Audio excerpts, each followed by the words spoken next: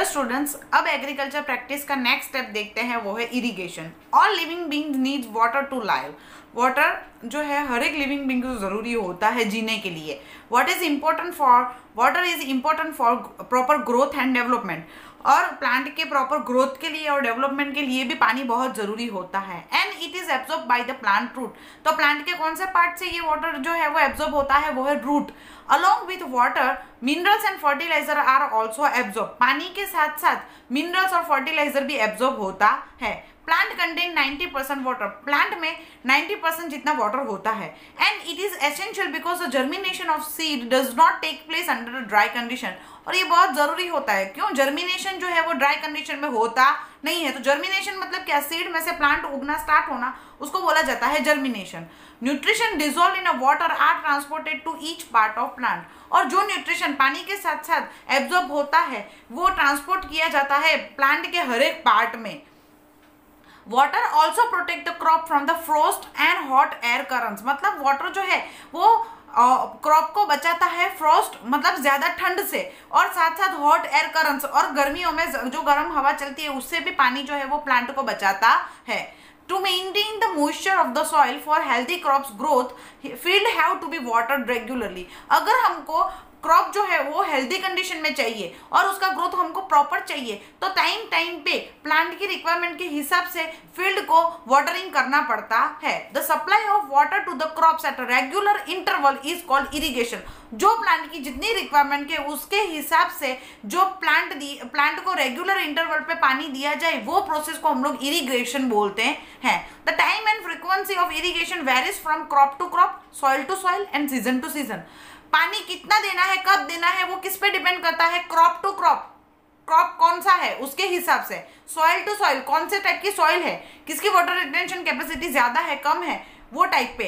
Season to season, summer है, monsoon है या विंटर है, वो उसके हिसाब से पानी की फ्रीक्वेंसी एंड टाइम कब देना है और कितना देना है, कितनी बार देना है, वो डिपेंड उसके ऊपर करता है। In summer the frequency of watering is higher. अभी हमको पता है कि समर में टेम्परेचर ज्यादा होता है, इसके लिए पानी भी ज्यादा देना पड़ता है, तो फ्रीक्वेंसी उसकी ज्यादा होती है।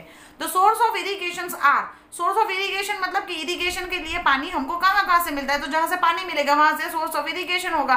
Wales, tube wells, ponds, lake, river, dams and canals. एक चीज आप ध्यान में रखो, यहाँ पे सीज नहीं लिखा गया है, ओशंस नहीं लिखा गया है। क्यों? वहां से पानी नहीं मिलता है क्या? लेकिन वो पानी जो है वो सॉल्टेड वाटर होता है जो एग्रीकल्चर में यूज होता नहीं है। ये चीज आप ध्यान रखना। अब ट्रेडिशनल मेथड ऑफ इरिगेशन, जैसे हम लोगों ने सारे स्टेप में टूल्स देखते जाते हैं, वहां यहाँ पे हम लोग मेथड देखेंगे। तो water available in well, lakes, canals are lift up by the different method in a different region for taking it to the field. मतलब क्या, जहाँ सोर्स है मतलब तालाब है या रिवर है या कैनल है, वहां से पानी को लेके खेतों तक पहुंचाने के लिए डिफरेंट मेथड यूज होती है। The cattle of human labour is used in this method, so these the method are cheaper but less efficient। तो यहाँ पे क्या होता है कि एनिमल्स एंड ह्यूमंस जो है वो यूज होते हैं पानी ले जाने के लिए अलग अलग मेथड से, लेकिन ये इसी वजह से ये सस्ती तो पड़ती है लेकिन एफिशिएंट मतलब काम में आने में थोड़ी लेस एफिशिएंट होती है। तो कौन कौन सी मेथड है? ट्रेडिशनल मेथड में सबसे पहले आता है मोट। ये पुली सिस्टम है, पुली यूज की जाती है इसमें। चेन पंप्स, ढेकली एंड राहत। राहत जो है वो लीवर सिस्टम, इसका बेसिक प्रिंसिपल लीवर सिस्टम का है।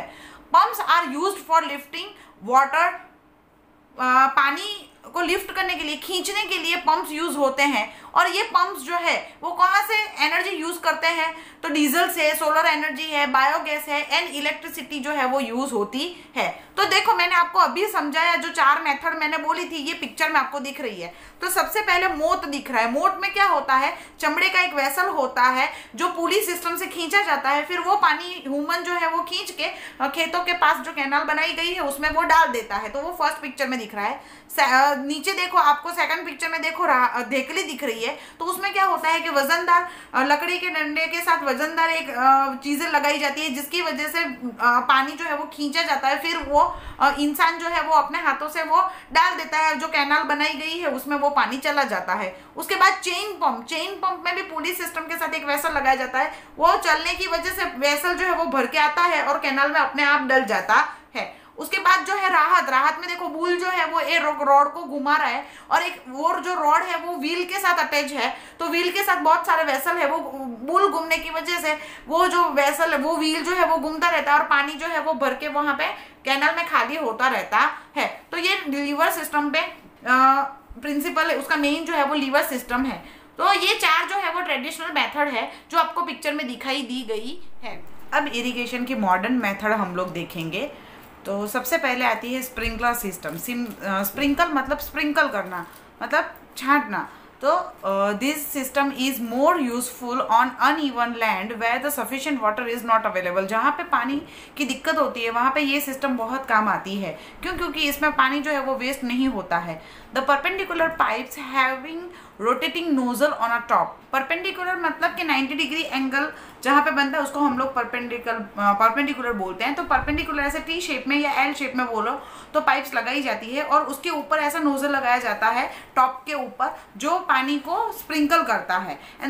और ये वाली पाइपलाइंस जो है वो मेन पाइपलाइन के साथ ज्वाइन की जाती है और रेगुलर इंटरवल पे पानी जो है वो छोड़ा जाता है। When water is allowed to flow through the main pipe under pressure with the help of pump, it escapes from the rotating nozzle। मतलब जब पानी मेन पाइप में से फ्लो करेगा तो प्रेशर की वजह से वो सब्सिडरी पाइपलाइंस जो है उसमें जाएगा और पंप की हेल्प से वो नोजल से पानी जो है वो स्प्रे होगा। It gets sprinkled on a crop and if it is raining, मतलब जैसे रेन होते हैं ना, रेन केसेस पानी के छींटे सारे क्रॉप पे डालते हैं, वैसे ही ये स्प्रिंकल जो है वो क्रॉप के ऊपर पानी जो है वो डालता है। Sprinkle is a very useful for a loans, coffee plantation and several other crop. Coffee जो है वो ऐसा प्लांट है जिसको ज्यादा पानी मिले तो वो सड़ जाता है, मतलब उसको इसीलिए स्लोपी एरिया पे उगाया जाता है क्योंकि जितना हो सके उतना पानी जो है वो वहां पे एक्यूमुलेट नहीं होना चाहिए। तो कॉफी प्लांटेशन के लिए ये वाली मेथड जो है वो सबसे अच्छी है। उसके साथ साथ लोन्स के लिए भी, क्योंकि उसको भी ज्यादा पानी चाहिए नहीं होता है। ऐसी बहुत सारा क्रॉप्स है जिसमें ये वाली मेथड जो है वो बहुत इंपॉर्टेंट होती है। Next method, that is a drip system. In this system water falls drop by drop directly near the roots. Roots के directly पास में पाइपलाइन ऐसे बिछाई जाती है जिसमें होल किए होते हैं और होल्स जो है वो प्लांट के रूट के पास आए वैसे ही वो पाइपलाइंस जो है वो लगाई जाती है। तो ड्रिप बाय ड्रिप उसमें से पानी जो है वो निकलता रहता है, इसीलिए ये सिस्टम को हम लोग ड्रिप सिस्टम बोलते हैं। It is a best technique for watering fruit plants, gardens and trees. Garden के लिए, फ्रूट प्लांट के लिए ये वाली मेथड बहुत इंपॉर्टेंट है और बहुत नेसेसरी है। Water is not wasted at all. ये दोनों मेथड का मेन बेनिफिट ये है कि पानी जो है वो वेस्ट होता नहीं है। It is a boon in a region where availability of water is a poor. Boon in the region means कि ये वो वाले रीजन के लिए आशीर्वाद रूप होता है जहाँ पे पानी जो है वो बहुत कम मिलता है। और अगर ये दोनों सिस्टम की वजह से अब जहाँ पे पानी कम होता है, वाटर की स्कैरसिटी होती है, वहीं पे भी हम लोग जो एग्रीकल्चर प्रैक्टिस जो है वो परफॉर्म कर सकते हैं।